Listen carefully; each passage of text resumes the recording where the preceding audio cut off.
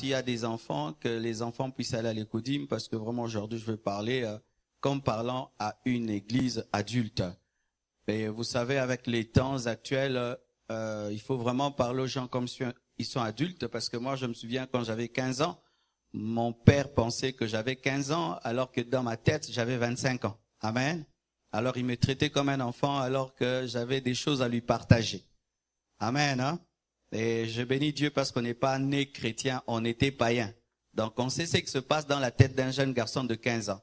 On sait ce qui se passe. Alors, je veux parler les choses clairement. Ce n'est pas par impudeur ni par vulgarité. Car lorsque vous lisez la Bible, Dieu appelle les chats par son nom. Et c'est le Dieu saint. Amen. Le thème de mon message, le voici. Tu couches et découches avec qui? Tu couches et découches avec qui est le thème de mon message. À la fin du message, je vais répondre à 10 questions qui vont demander à ce que nous puissions lire tout le chapitre d'1 Corinthiens 7. C'est pourquoi nous allons lire d'abord le chapitre et je vais l'utiliser à la fin de mon message pour répondre à 10 questions parce que certaines choses que je vais énoncer dans cet enseignement vont provoquer en vous des questions auxquelles il faudrait obligatoirement répondre. C'est pourquoi nous allons lire ensemble 1 Corinthiens 7, versets 1 à 40. Je vous prie d'être debout. Je veux lire, vous allez suivre dans vos Bibles. Amen. Je sauterai certains versets, mais je vous demanderai, chez vous à la maison, de lire tout le chapitre de 1 Corinthiens 7, du 1er au 40e verset. Le thème, c'est « Tu couches et découches avec qui ?» À la presse, vous pouvez mettre « Avec qui tu couches » ou « découches » pour que ce soit simple pour nos frères qui sont sur le net.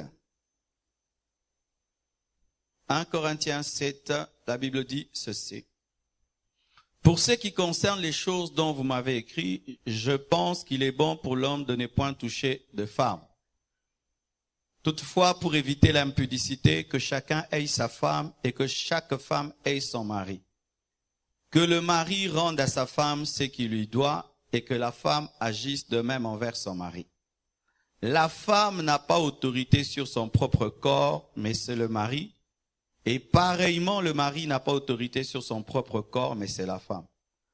Ne vous privez point l'un de l'autre si ce n'est d'un commun accord pour un temps, afin de vaquer à la prière, puis retourner ensemble, de peur que Satan ne vous tente par votre incontinence.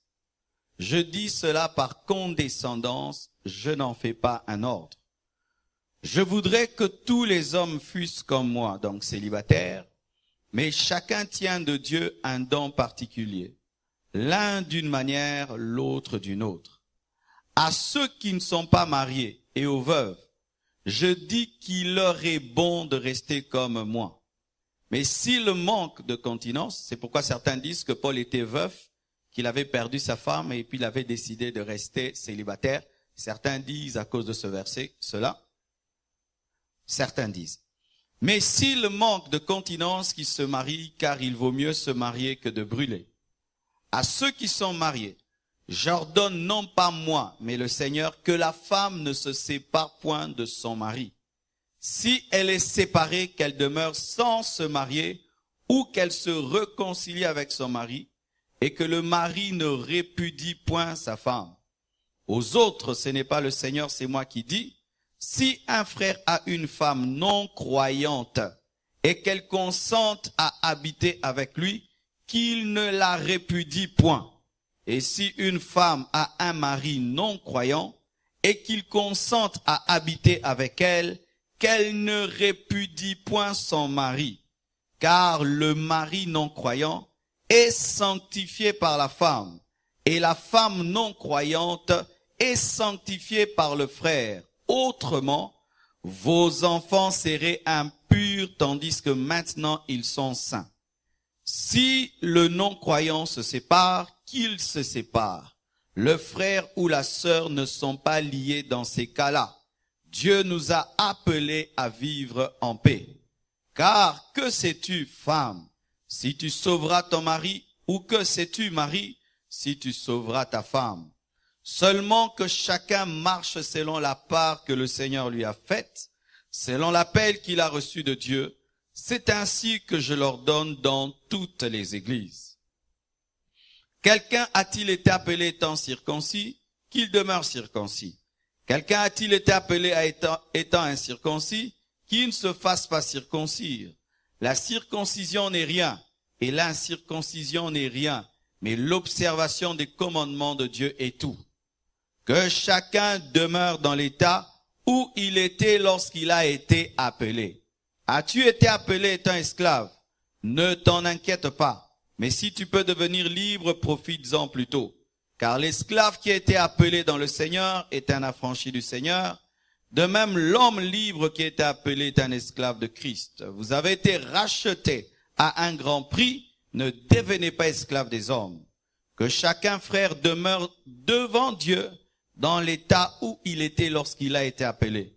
Pour ce qui est des vierges, je n'ai point d'ordre du Seigneur, mais je donne un avis comme ayant reçu du Seigneur miséricorde pour être fidèle. Voici donc ce que j'estime bon à cause des temps difficiles qui s'approchent. Il est bon à un homme d'être ainsi. Es-tu lié à une femme? Ne cherche pas à rompre ce lien. N'es-tu pas lié à une femme? Ne cherche pas une femme. Si tu t'es marié, tu n'as point péché. Et si la Vierge s'est mariée, elle n'a point péché. Mais ces personnes auront des tribulations dans la chair, et je voudrais vous les épargner. Voici ce que je dis, frères. C'est que le temps est court, que désormais ceux qui ont des femmes soient comme n'en ayant pas. Ceux qui pleurent comme ne pleurant pas. Ceux qui se réjouissent comme ne se réjouissant pas. Ceux qui achètent comme ne possédant pas. Et ceux qui usent du monde comme n'en usant pas, car la figure de ce monde passe.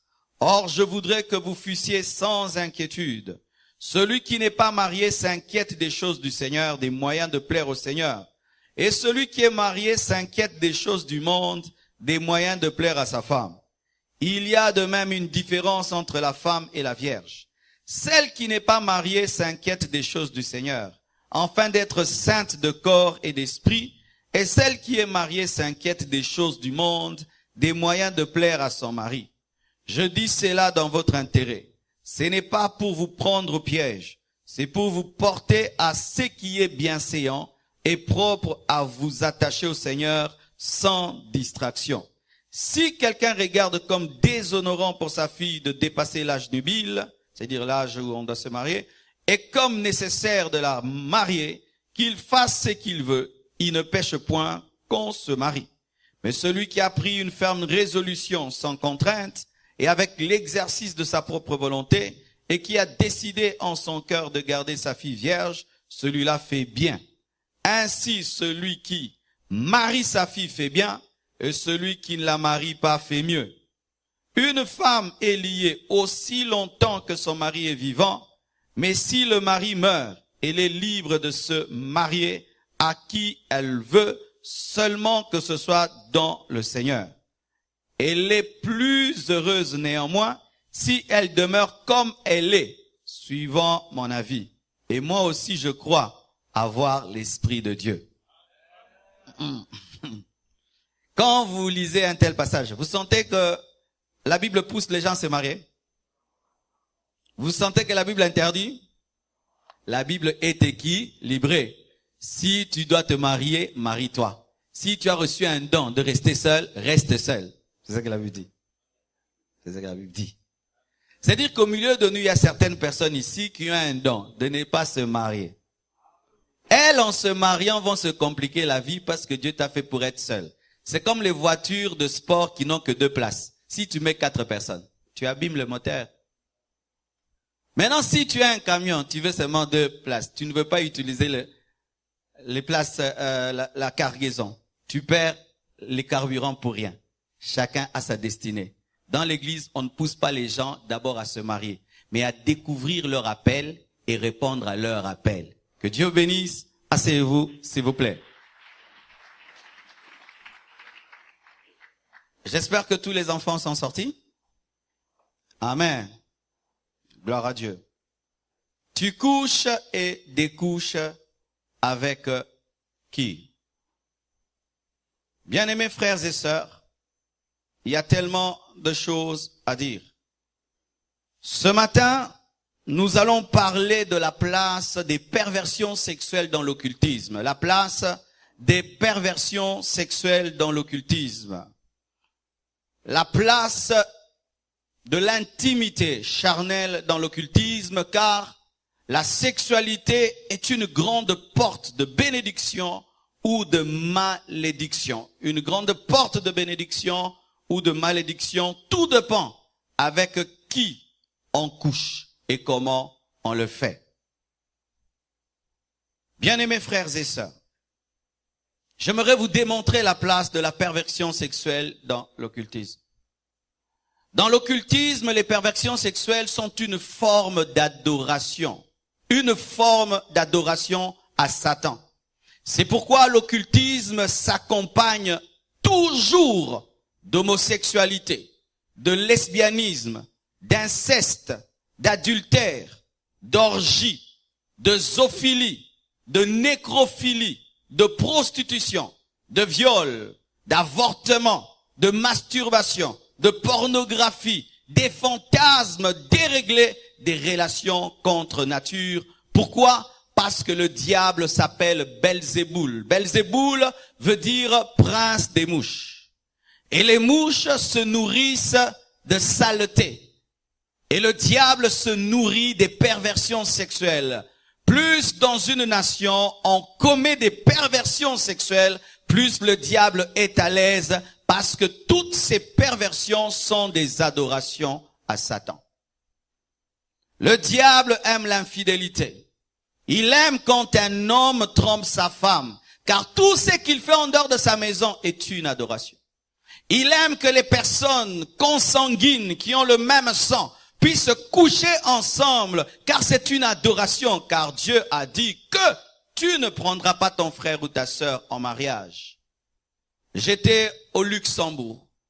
On m'a dit ceci, que c'est l'une des nations où il y a le plus d'infirmes en Europe.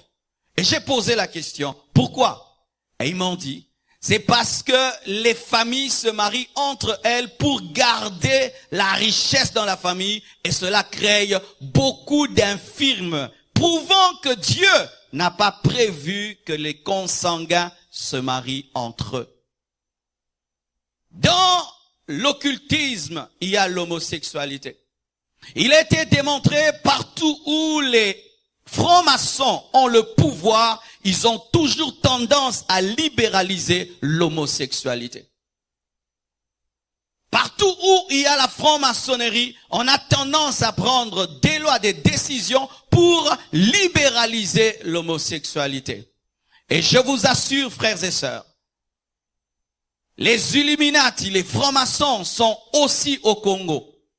Autant ils travaillent dans les nations étrangères pour établir des lois qui libéralisent l'homosexualité, ils vont chercher à le faire dans cette nation et les pasteurs doivent accepter d'aller en prison. Je vous dis devant Dieu, le jour où dans ce pays on dira de ne pas prêcher contre l'homosexualité, ce sera le jour où je prêcherai contre l'homosexualité et je dirai réservez-moi une chambre en prison et j'irai avec tous les frères de la compassion qui veulent m'y accompagner. Et comme ça, ensemble, nous allons faire la compassion à Makala. Alléluia. Est-ce que vous êtes prêts pour la guerre? Alléluia. Bien-aimés frères, je crois que prêcher, ce n'est pas seulement dire des bonnes choses, mais c'est de défendre la vérité. Et la vérité, c'est qu'il n'y a pas de mariage entre homme et femme, ce n'est pas biblique. Sachez même que Satan lui-même qui pousse les gens vers l'homosexualité n'est pas homosexuel, car le serpent n'est pas allé vers Adam, il est allé vers Ève. Et la Bible nous dit que lorsque même les fils de Dieu sont venus sur la terre, ils ont remarqué que les filles des hommes étaient belles. Ils n'ont pas remarqué les fils. Ils sont allés vers les filles. Mais vous les hommes, vous allez vers les hommes, alors que même les démons avaient choisi les filles. Tu es plus homosexuel que Satan. Bien-aimés frères et sœurs, là où il y a occultisme, vous allez remarquer une chose. Les prostituées sont à l'aise. En Europe, toujours bien aimé, il y a un couloir, une avenue, où à droite, il y a des femmes dans des vitrines. Ben, j'ai jamais vu ça. On m'a dit, j'ai jamais vérifié. Toi aussi ne vérifie pas. Et la foi seulement croit qu'il y a une avenue. Il faut pas aller vérifier ce que le pasteur a dit. Parce qu'en vérifiant, tu vois. Oui, il y en a qui passent là-bas pour intercéder. On me dit, oh Dieu, sauve-les, sauve-les. Sauve-les, mais tu les regardes quand même, sauve-les. Il faut y passer avec un bandeau tout noir. Comme ça, on te tire, tu dis, Seigneur, sauve-les. Mais pas sauve-les, sauve-les. Mais vous vous imaginez dans un pays, on met des femmes nues derrière des miroirs. Pas les beignets, pas les chaussures. Non, les femmes. Quel niveau de perversion! Et vous regardez au fond, il y a l'athéisme, il y a l'occultisme. Et quand une nation congolaise ou qui est remplie de pudeur, vous voyez de plus en plus des filles qui se tiennent sur le boulevard. Avant c'était vers 0h. Elles ont commencé à changer l'heure. C'est maintenant 23h. Maintenant 22h. Maintenant 20h. Thibaut signé bisson à 6h. Avant, elle s'est cachée. Maintenant, elle se cache plus. L'horaire commence à changer. Pourquoi? Parce que l'occultisme commence à gagner du terrain. L'occultisme s'accompagne toujours des perversions. Voyez un homme sérieux qui a étudié, mais qui la nuit entre dans la chambre de sa fille et couche avec sa fille. Pourquoi? Parce que les démons lui disent de le faire. Voyez un jeune enfant qui est sorcier, mais qui veut coucher avec sa maman, qui envoûte sa maman pour connaître sa maman, qui vient vers sa propre maman. Que des choses se passent dans les maisons des occultistes. Et il y a un mot que j'ai cité, orgie, que vous devez comprendre parce que je vais utiliser un passage qui en parle. L'orgie, c'est lorsque plusieurs hommes et plusieurs femmes dans un même endroit ont des relations intimes. Orgie. En Rome, cela se faisait comment? Ils mangeaient jusqu'au point de tomber dans la gloutonnerie et ils allaient même mettre le doigt dans la bouche pour vomir et manger encore. C'était dans le domaine de la gloutonnerie, mais l'orgie aussi c'est dans le domaine de la sexualité. Où plusieurs hommes, plusieurs femmes le font au même endroit. Et lorsqu'on était des païens, on donnait ça à un an, sangana. Où tu vois 3, 4, 5 filles, on mélange les copines et on le fait. Sachez que lorsque vous le faites, vous adorez Satan. Dans les cultes sataniques, lorsque l'onction satanique atteint son comble, il tombe dans l'orgie. C'est pourquoi beaucoup de groupes de musiciens que vous voyez là, les danseuses, les musiciens, il y a un moment dans l'occultisme où ils se mélangent pour qu'il y ait unité de leur groupe. Et on voit des sœurs qui veulent chanter dans un groupe musical. Des enfants de Dieu qui veulent chanter dans un groupe musical, disant que ce n'est que de la musique. Ce n'est pas que de la musique. Il y a l'adoration du diable là-bas. Où le leader du groupe doit coucher avec toutes les danseuses. Si tu veux être danseuse, il doit coucher avec toi. Non pas parce qu'il t'aime, c'est un rituel satanique. Des orgies. D'autres couchent même avec des animaux. On appelle ça zoophilie. Tu vois quelqu'un qui aime son chien et tu penses qu'il aime bien son chien, il l'entretient. Il peut lui acheter tout et vous oubliez vous. Parce que ce chien, ce n'est pas un chien. C'est son mari. C'est son mari. La zoophilie. Mais il y a une pire des pratiques dans l'occultisme qu'on appelle nécrophilie. C'est le fait de coucher avec les morts. Quelqu'un meurt. Il va la nuit, il paye l'argent à la morgue, il entre dans la morgue pour coucher avec un mort. Certains même qui travaillent à la morgue le font. Oui, le font. Couche avec des filles jolies qui meurent et dit fais encore des fiers. Des vrais sorciers. Des vrais sorciers. Es-tu déjà allé à la morgue? Je suis déjà allé à la morgue une fois, afin de prier pour que quelqu'un ressuscite. Et je l'ai cherché. Ils sortent des tiroirs tout nus. Ils sortent des tiroirs bizarres. Vraiment, c'est affreux. Tu ne peux pas. Un homme normal ne peut pas. Mais comment est-ce que tu peux? Tu dois être rempli des démons pour pratiquer la nécrophilie. Et il y a quelqu'un qui pose la question, quand tu allais ressusciter, est-ce qu'il est ressuscité? Ben, je l'ai essayé avec des gardiens incrédules et un ami incrédule. Et ça n'avait pas marché. Mais j'essaierai un jour encore. Tu vois un homme riche, mais lui, qu'est-ce qu'il fait? Il couche avec des cadavres. Tu vois un homme riche, qu'est-ce qu'il fait? Lui, il doit coucher qu'avec des vierges. D'autres doivent coucher avec une fille pendant qu'elle a sa menstruation. C'est là que vient le pouvoir. Pendant sa menstruation, il doit coucher avec une femme. Pendant sa menstruation, c'est là que lui vient la force.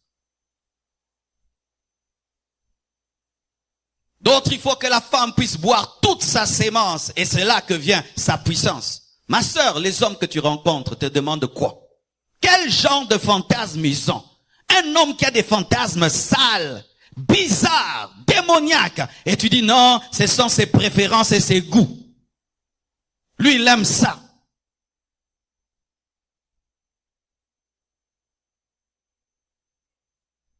L'occultisme amène l'avortement.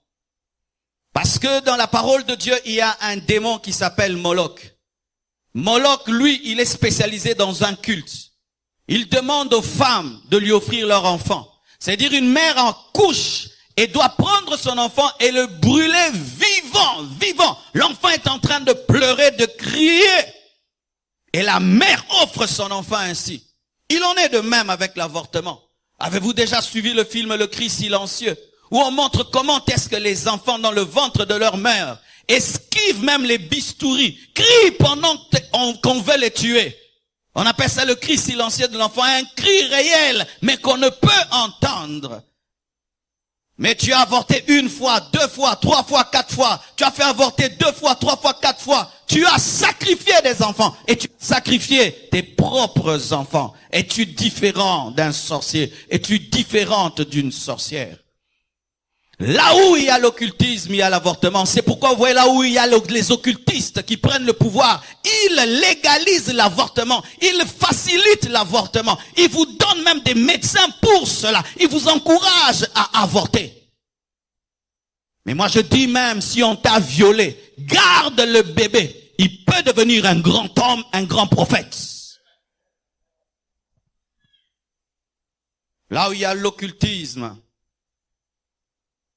il y a des relations contre nature. Parce que Satan se nourrit de péché. Il se nourrit de saleté. Il est beau, il est parfumé. Mais il est sale parce qu'il fait des choses comme un cochon.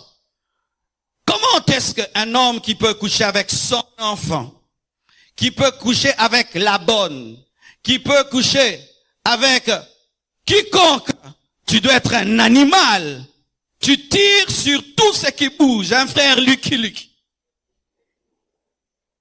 Mais tu es beau, mais tu es sale, Et comme les démons sont des mouches, ils viendront là où il y a la saleté. Tu peux chasser les démons, mais si tu as une vie de perversion sexuelle, les démons viendront toujours. C'est comme ces personnes qui veulent avoir une maison propre, mais qui gardent la saleté. Il y aura toujours des mouches. Tu ne veux pas les mouches, enlève la saleté. Mais tu veux avoir une maison sans mouches avec la saleté. Il y en aura toujours. Satan est le prince des mouches.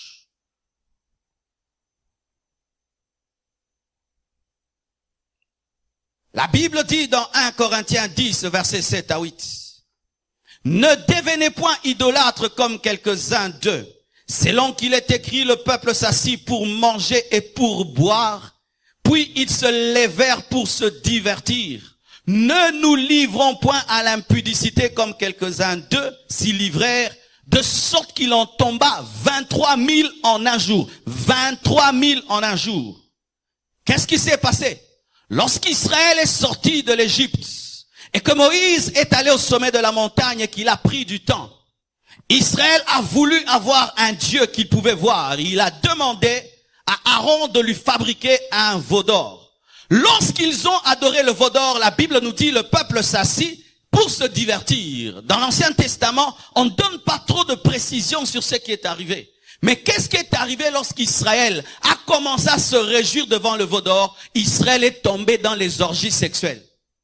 Parce que cette partie est placée dans l'impudicité. Ça veut dire 23 000 personnes dans le désert ont commencé à s'unir. Vous vous imaginez cette abomination devant Dieu? Comment est-ce que des gens qui ont vu la mer rouge s'ouvrir ont pu faire cela? Parce que derrière l'idole, il y avait un démon. Et lorsqu'ils ont commencé à adorer l'idole, ils ont adoré le diable. Et l'esprit satanique est venu au milieu d'eux pour réclamer l'adoration. Et l'adoration devait se faire par l'orgie, par l'impudicité, par l'inceste, par des viols en même moment. Et Dieu a tué 23 000 personnes le même jour afin d'arrêter l'infection. 23 000 personnes mortes, mais que Dieu avait sorti de l'Égypte, qu'il avait fait sortir de la mer rouge. Ce n'est pas parce que tu es converti que Dieu ferme les yeux sur tes péchés. Je répète, ce n'est pas parce que tu es converti que Dieu ferme les yeux sur tes péchés. Ils étaient sortis de l'Égypte, mais Dieu les a tués dans le désert. Oh, je suis chrétien. La grâce, la grâce, la grâce. Ils étaient déjà sortis de l'Égypte. Mais Dieu les a tués parce qu'ils se sont livrés à l'adoration de Satan au travers de leur sexualité. Là où on adore Satan, vous allez remarquer aussi un sérieux désordre sexuel, des abominations sexuelles, le libertinage sexuel, la bestialité. Partout où la franc-maçonnerie règne, l'homosexualité est tolérée. En Afrique, on a même des coutumes d'inceste chez ceux qui sont au Bandundu, qu'ils appellent Kinchuidi ou Kinchuiri, je ne sais pas. Où c'est normal d'épouser sa cousine, c'est normal d'épouser son cousin. Ils trouvent que c'est normal. Mais derrière cela, il y a la sorcellerie. Dans certaines nations, il y a un jour où les hommes ne sont pas jaloux, les femmes ne sont pas jalouses. Tu peux laisser ton mari sortir avec sa copine, ta femme sortir avec son copain. C'est normal, c'est le jour de la liberté. Le jour de la Saint-Valentin. On peut permettre à ses enfants de découcher et revenir demain parce qu'ils sont sortis avec leur copine. Un jour dédié à l'adoration du diable. Aujourd'hui, les samedis sont dédiés au diable. Ce sont les jours où les gens pêchent le plus. Le samedi, c'est quand il y a plus de concerts, plus de fêtes, plus d'impudicité. Le samedi, un jour où Satan attend une grande adoration. Et un jour avant que tu viennes au culte, c'est le jour que tu pêches beaucoup. Ensuite, tu viens à l'église. Le jour dédié à Jésus. 24 décembre, disant fête de Noël, c'est le jour où les gens se livrent à des perversions. C'est pourquoi je ne crois pas à cette Noël-là. Le jour de la fin de l'année où on doit célébrer le Seigneur, c'est le jour où encore les gens se livrent à des grands péchés. Satan aime voler ce qui doit être réservé à Dieu. Voyez, la vie des occultistes n'est que perversion sur perversion. Voyez la vie des stars de la musique. Voyez leurs clips. Leurs clips, ce n'est que sexualité, sexualité. Leurs chansons, sexualité sur sexualité. Leur vie, divorce sur divorce et sur divorce et sur divorce. Et je ne comprends pas que des enfants de Dieu puissent aimer regarder de tels clips, regarder, entendre de telles musiques, regarder des télé-réalités d'une famille Kardashian qui est une famille vraiment d'abomination. Et aujourd'hui, ils ont du succès parce que papa a décidé d'être maman. Vous vous imaginez? Ils ont du succès parce que papa a décidé de devenir maman. Maintenant, vraiment, quel audimat! Et les enfants disent, vraiment, papa, tu étais vraiment courageux. Hein? Comment tu pouvais accepter tout ça? Donc, vraiment, je te comprends vraiment. Quel courage de te révéler tel que tu es. Yaka baba. Les blancs, ils comprennent tout, ils comprennent tout, ils comprennent tout. Tu peux prendre là une arme, tu nous tues tous. Ils disent, non, vraiment, ils passaient par des stress, c'est de la schizophrénie. Abomine de biso. Tokoufi, tokilfelo. On aime une star, mais cette star dans sa vie a divorcé 20 fois, 30 fois. On aime une star, mais cette star, clairement, a une vie de perversion. D'autres femmes maintenant, dans un concert, une femme embrasse une autre, on acclame le lesbianisme dans un concert, on acclame. Alors qu'avant on peut faire burk, maintenant on dit waouh.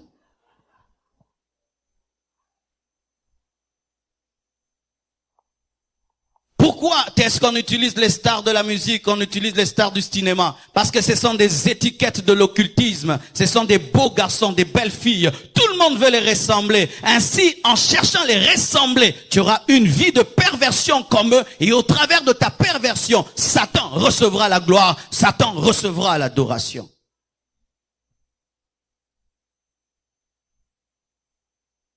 Ce n'est pas un hasard, frères et sœurs.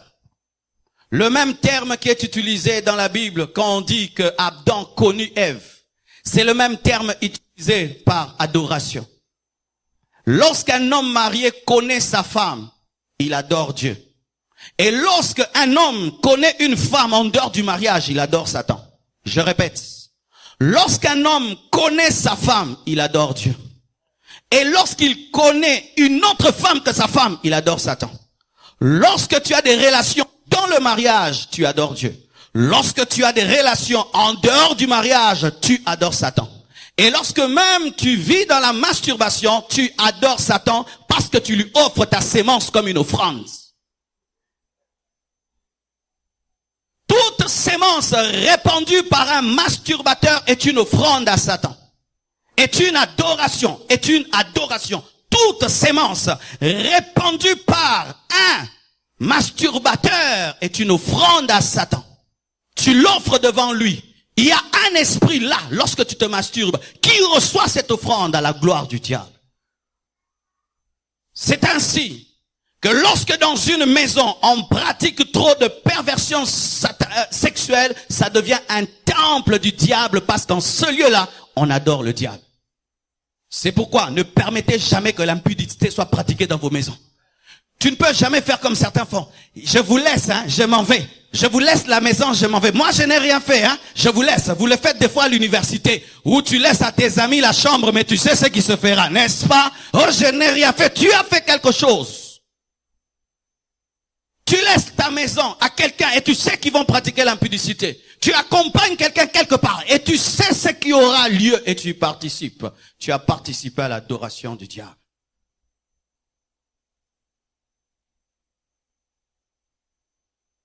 Dieu, sachant que le diable se sert des perversions pour amener une adoration à lui, a interdit aux Juifs de se marier, à se marier avec les païens, à se marier avec les païens, les nations étrangères, pour qu'ils ne soient pas infiltrés par les démons au moyen de la sexualité. C'est pourquoi dans Exode 34, versets 12 à 16, la Bible dit ceci. Garde-toi de faire alliance avec les habitants du pays où tu dois entrer, de peur qu'il ne soit un piège pour toi.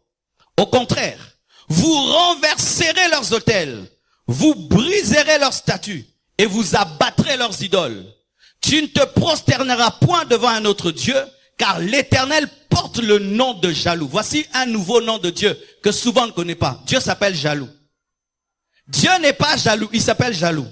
Oh, donnez-moi l'amen. La Bible dit, tu ne te prosterneras pas devant d'autres dieux, car ton Dieu s'appelle jaloux. Et il est un Dieu jaloux. Avant d'être un Dieu jaloux, son nom c'est jaloux. Quand tu adores jaloux, qui ne peut pas céder ta vie avec le diable, avec le monde, avec le péché. Il s'appelle jaloux. Lorsque tu sens dans ta vie qu'il commence à avoir des tolérances et des compréhensions du péché, ce n'est pas Dieu, parce que Dieu s'appelle jaloux. Il n'est pas seulement El Shaddai, il n'est pas seulement Jéhovah Jireh, celui qui pourvoit, il est aussi jaloux. Il s'appelle jaloux, jaloux, jaloux, jaloux. Ton corps est le temple du Saint-Esprit. Lorsque tu le livres l'impudicité, Dieu est jaloux parce qu'il s'appelle jaloux. Et il dit ceci. Garde-toi de faire alliance avec les habitants du pays par le mariage, de peur que, se prostituant à leur Dieu et leur offrant des sacrifices, ils ne t'invitent et que tu ne manges leurs victimes, de peur que tu ne prennes de leurs filles ou tes fils, et que leurs filles, se prostituant à leurs dieux qui sont des démons, n'entraînent tes fils à se prostituer à leurs dieux qui sont des démons. C'est pourquoi il est strictement interdit à un enfant de Dieu d'épouser un païen. Je répète, il est strictement interdit à un enfant de Dieu d'épouser un païen. Je suis en train de répéter. Il est strictement interdit dans la Bible, dans cette église, à un païen d'épouser un chrétien d'épouser un païen. Dans cette église, on ne bénira jamais le mariage d'un chrétien et d'un païen. Même si tu l'aimes à la folie, c'est votre folie. Je répète, même si tu l'aimes à la folie, c'est votre folie. On n'entrera pas dans votre folie. Jamais on ne bénira. Mais si vous-même, vous transformez les choses et vous faites des faux semblants, tu sais que ton fiancé c'est un païen, ta fiancée est une païenne, et tu l'as rêvé de spiritualité pour venir tromper l'église, et l'église tombe dans le panneau, on vous bénit, nous, on est bénis, mais vous souffrirez. Parce que des fois, vous venez nous tromper, connaissant l'enseignement de l'église, et on vous bénit. Et vous pensez que parce que on vous bénit, vous êtes bénis. Non, c'est Dieu qui bénit. Et c'est Dieu qui a vu que vous avez menti, qui vous a maudit. Le pasteur peut dire que Dieu vous bénisse. Dieu dit, soyez maudits. Parce que vous êtes des menteurs. Ah oui, bien-aimé, je ne suis pas Dieu. Je ne suis qu'un instrument de Dieu. Tu amènes un païen et tu le couvres d'un peu de peinture spirituelle et nous le bénissons. Toi-même, tu sais qu'il est païen. Il est païen. Même le baptême qu'il a pris, il est faux. D'ailleurs, même quand il prend la Sainte Seine, tu intercèdes pour qu'il ne meure pas sur place à l'église. Mais c'est ça, le fait que vous prenez des païens pour les épouser. Nous, on leur donne la Sainte Seine, hein, et il est écrit quoi? Que certains meurent à cause de la Sainte Seine. Maintenant, on lui donne la Sainte Seine et puis il tombe, il meurt. Oh, on m'arrête. Et je passe à Molière TV. Oh, on a l'équissier. Nous aurions mis l'équissier. Mais oui, parce que quand on vous bénit, on vous donne toujours la Sainte Seine. Et il est interdit de prendre la Sainte Seine dans le péché. Maintenant, tu amènes un païen, on lui donne la Sainte Seine qui tue. Et puis il meurt. Ce culte-là va finir comment?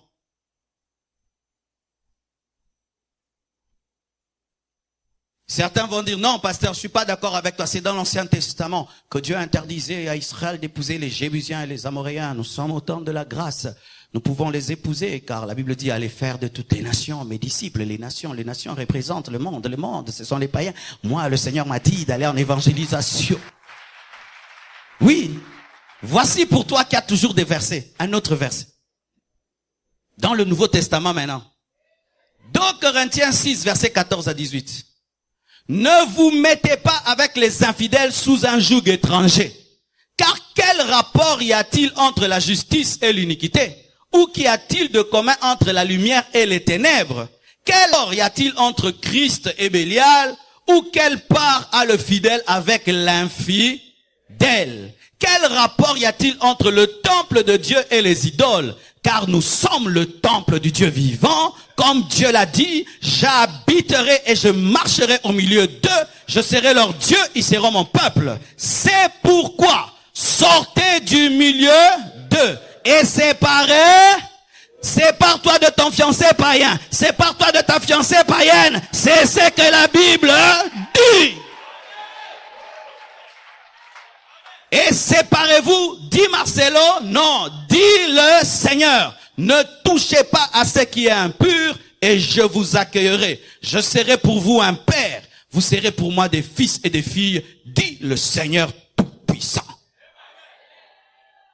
Même à l'église, au temps de la grâce, on ne peut pas épouser une païenne ou un païen, car la Bible dit, qui sait si tu le sauveras ou elle te sauvera? Qui sait? C'est-à-dire, il y a point d'interrogation, il n'y a pas point de confirmation ou point d'exclamation. Qui sait? À une question, des fois, on ne peut répondre. C'est-à-dire que tu peux dire, je me marie à cet homme pour le convertir et il ne se convertit jamais. Jamais de jamais. N'est-ce pas qu'il y a des gens jusqu'à la fin, le mari ne s'est jamais converti? Jamais. Maintenant, toi, tu sais que c'est un païen, tu vas en évangélisation. Est-ce que toute croisade marche? Est-ce que toute croisade marche? Peut-être que ta croisade va échouer, mais c'est toi qui seras évangélisé. Alléluia. Maintenant, bien-aimés frères et sœurs, c'est pourquoi nous parlons avec qui tu couches et avec qui tu découches. Car celui avec qui tu couches a le pouvoir de fermer ou d'ouvrir les portes aux démons dans ta vie. Je donne un exemple. Si un jeune garçon a une vie d'impudicité, lorsqu'il couche avec des filles, il ouvre des portes aux démons. Quand il se marie, il arrête cette vie-là. Le fait de se marier, ça ferme les portes à l'ennemi parce que là, il a une intimité protégée. Amen. Mais si tu le fais en dehors, la personne avec laquelle tu le fais ouvre la porte aux démons dans ta vie. Et écoutez ceci, mes frères et sœurs. Lorsqu'on dit avec qui, ce n'est pas seulement la personne, mais aussi l'esprit. Car derrière toute personne, il y a un esprit. Ou des esprits. Quand on dit avec qui, ce n'est pas seulement une personne, mais avec quel esprit? La Bible nous dit que celui qui s'attache avec Christ devient avec lui un même esprit. C'est pourquoi nous devenons des chrétiens. Maintenant, écoutez ceci. Très important.